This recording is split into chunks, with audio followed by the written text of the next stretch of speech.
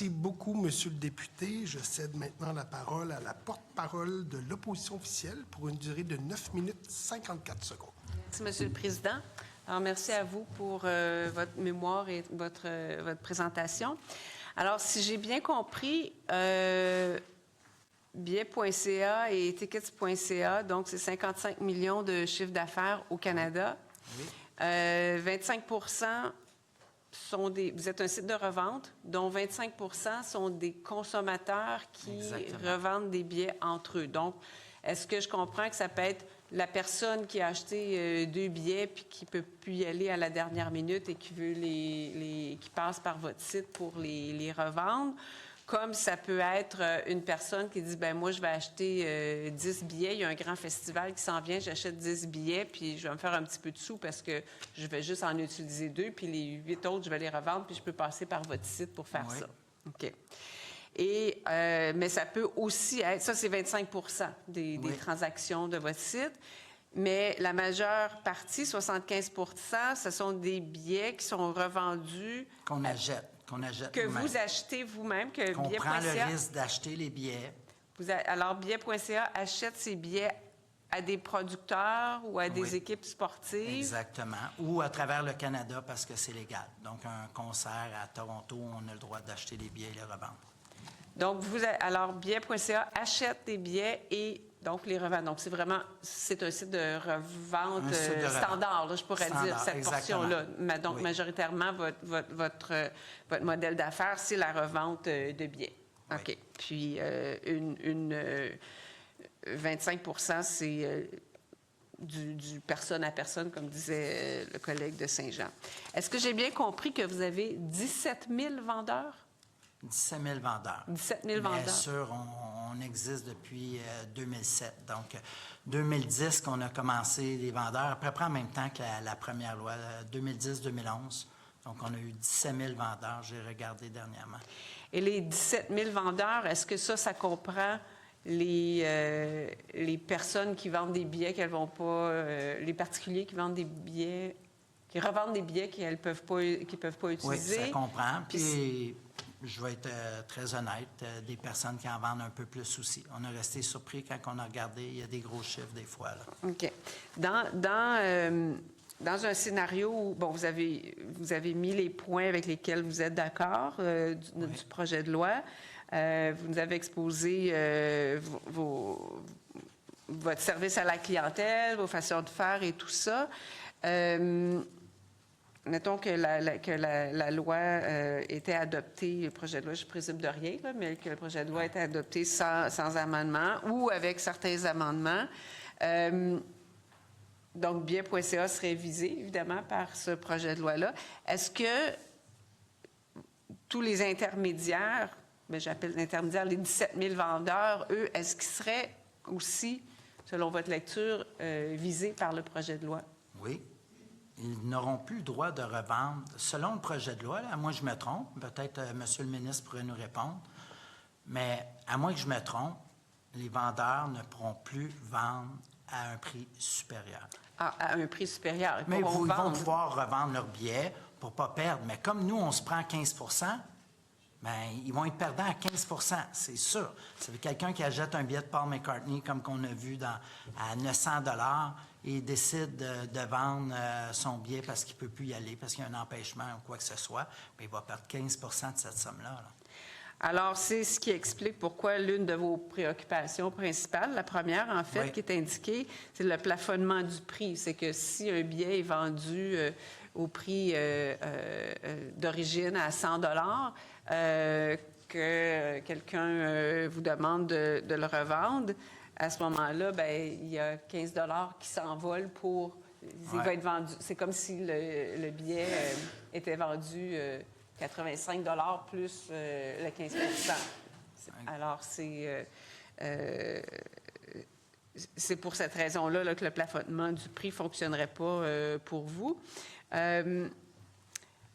Divulgation du nom du propriétaire, vous voyez une incompatibilité avec l'esprit de la loi 25. Vous en avez parlé un petit peu, mais est-ce que vous pouvez m'en dire un petit peu plus là-dessus, s'il vous plaît?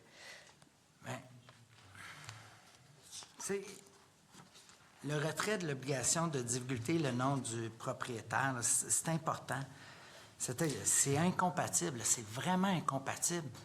Imaginez-vous, vous achetez des billets là, pour un spectacle, j'essaie de trouver un artiste qui a fait une agression. Là. Vous achetez des billets pour un artiste qui a fait une agression. Vous voulez les vendre, vous ne voulez plus aller voir ce spectacle-là. Mais là, votre nom est associé avec cet artiste-là maintenant. Là. C'est ça qui apparaît. C'est quand même fou, là. Alors... Nous, on fait super attention à ça, l'information personnelle. C'est une de nos... On ne veut pas se faire hacker. Ça, c'est la pire chose. Imaginez-vous, quelqu'un, il vraiment va chercher toute l'information de tous les gens qui vendent des billets. Je ne comprends pas comment ça, c'est là, cet article-là. Là. Sérieusement. Ah. Et je veux juste dire que si l'OPC veut avoir le nom de notre vendeur, il l'a déjà fait, il nous appelle, il l'a. C'est pas compliqué là, de l'avoir, mais en autant qu'on ne le mette pas au grand public. Puis, dans le cas, ça, c'est un exemple que vous donnez pour un particulier, par exemple, qui voudrait pas voir son nom entaché par le fait qu'il avait acheté des billets pour un artiste, un cas de figure. Mais parmi les 17 000 vendeurs, il y en a qui vont acheter peut-être 500 billets ou à ce moment-là... 500, c'est beaucoup, mais disons beaucoup de billets, oui. Disons beaucoup de billets, je ne sais pas, 100 billets peut-être, peu importe là, ce que vous voyez dans vos affaires. Mais là, l'idée que cette personne-là puisse être nommée, c'est d'avoir un peu comme une traçabilité de où le billet est passé. Mais comme l'intervenant juste avant a dit... Il y a juste à mettre des noms différents, puis on ne le saura pas, là. Je ne pourrais pas policer 17 000 personnes. Je ne saurais pas qui me met le mauvais nom, la personne. C'est impossible à suivre. Puis là, on va pénaliser les vraies personnes qui mettent leur vrai nom sur les ventes.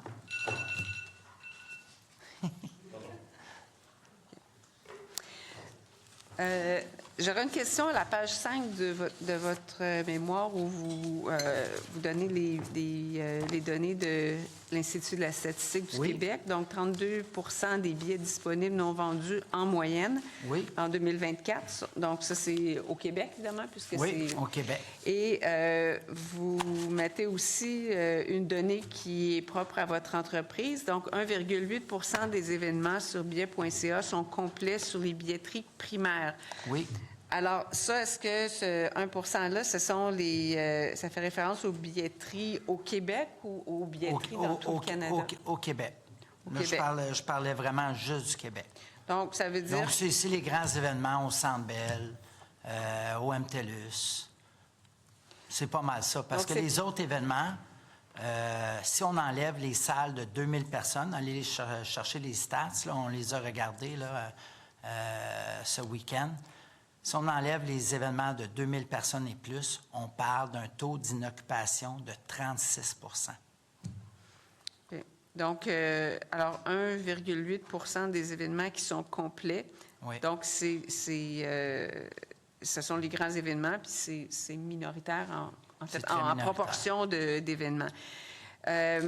Aussi, vos données internes disent que 17 des billets vendus sont vendus sous le prix des billetteries primaires. Alors, encore ça, est-ce que c'est une donnée au Québec ou dans l'ensemble du Canada? Au Québec. Les données que j'ai mises ici, j'ai mis juste le Québec. Là. Donc, est-ce que ça veut dire que sur billet.ca, on pourrait acheter, un consommateur pourrait acheter des billets moins chers Ça qu'aux arrive billetteries souvent. primaires? 17 du temps, ça arrive. Et est-ce que c'est dans les cas d'écoulement de place parce que... L'écoulement de place, les comédies musicales. La comédie Simon, peut-être ça se vendrait un petit peu à rabais, là, sans dire. Bon, je n'irai pas là. OK. Bon, parfait. Ensuite, je regarde... oui. Alors, vous avez dit qu'il y a des producteurs qui vous sollicitent directement, et c'est dans le cas c'est dans le cas exclusivement de liquidation de billets ou ça peut être pour vendre des billets un prix plus intéressant que le prix primaire? Quand les producteurs font directement appel à billets.ca? Nous, c'est pour liquider des billets, pour vendre des billets. On vient de le dire, il y a 36 des salles qui ne sont pas complètes. Ces billets-là doivent être vendus. Les fonds de salle, là, il y en a toujours. Puis on a le pouvoir de vendre beaucoup de billets. Je ne comprends pas ici pourquoi qu'on est ici en ce moment quand le vrai problème, c'est qu'il y a 36 des salles qui sont vides. On pourrait être tous ensemble puis travailler ensemble. Tantôt, M. Barrette, le ministre Jolin Barrette, a posé une question à M. Bergeron s'il pouvait unir toutes les billetteries. Mais je pense que c'est vraiment une très bonne idée. C'est une excellente idée. Puis je ne parle pas que ça soit moi, là. S'il peut y avoir une billetterie au Québec, on est en train de se faire manger par les sites américains, que ce soit au primaire et, dans mon cas, en billets de revente. Il faut se réveiller, là. C'est pas dans 5 ans, là. C'est vraiment bientôt. Avec l'intelligence artificielle, là, nous, côté revente, ils vont venir là, comme ça. Là. Le français, avant, il y avait une barrière. Il n'y en aura plus de barrière. Là. D'accord. Bon, je pense que ça fait le tour des questions pour moi. Je vous remercie. Merci, Encore M. le 5 Président. minutes, Madame la députée. Encore 5 minutes? Oui. Bien, dans ce cas-là, je vais vous demander s'il y avait un point que vous n'aviez pas eu le temps de présenter et sur lequel on n'a pas échangé. C'est très gentil. Il me reste 2 pages. OK, nous ne sommes pas ici. Là, nous proposons. OK, je vais arrêter là. Nos 3e. Je vais juste dire ma conclusion. Ça va être simple, il est tard. Je suis très heureux que vous nous avez invités. En conclusion, billet.ca appuie, sérieusement, je suis très sérieux, là, on appuie le projet numéro 10. Nous voulons un encadrement, comme je disais, applicable, proportionné, équitable. On ne demande pas de privilèges, là. On ne demande pas que la loi traite... Non, on demande juste que la loi traite tous les acteurs de la même façon. Qu'ils soient à Montréal ou à San Francisco, là, c'est juste ça qu'on veut, là. On veut être sûr que l'OPC applique la loi tout partout. Et le problème, c'est pas qu'ils ne veulent pas l'appliquer, ils vont vouloir l'appliquer. Ça va être juste très difficile et plus compliqué de l'appliquer ailleurs. On demande que le consommateur québécois conserve le droit de revendre ce qui lui appartient. C'est important. Sinon, bien, dites-le clairement qu'il n'y a pas de revente, puis ça va être ça. Mais au moins clairement, il y a un des intervenants qui a dit tantôt, je crois que c'est l'Union des consommateurs, c'est trop compliqué, là, votre loi. Là. Il commence à voir, on rajoute des étages, depuis 2011. Soit qu'on en fasse une, vraiment, on interdit, ou soit qu'on met un cap, 20 quelque chose de simple. Parce que là, en ce moment, on enlève le droit au consommateur de revendre le billet, que ce soit sur Marketplace, que ce soit n'importe où. On demande que la vie privée des consommateurs soit respectée conformément à nos chartes et à la loi 25. Le Québec, sérieusement, on a l'occasion de créer un encadrement qui fait école, puis je pense que vous êtes vraiment près de ça, là. Un modèle qui protège réellement le consommateur, un modèle qui préserve un marché encadré, concurrentiel et surtout juste. Puis, je suis sérieux, on veut faire partie de la solution. On veut vraiment faire partie de la solution.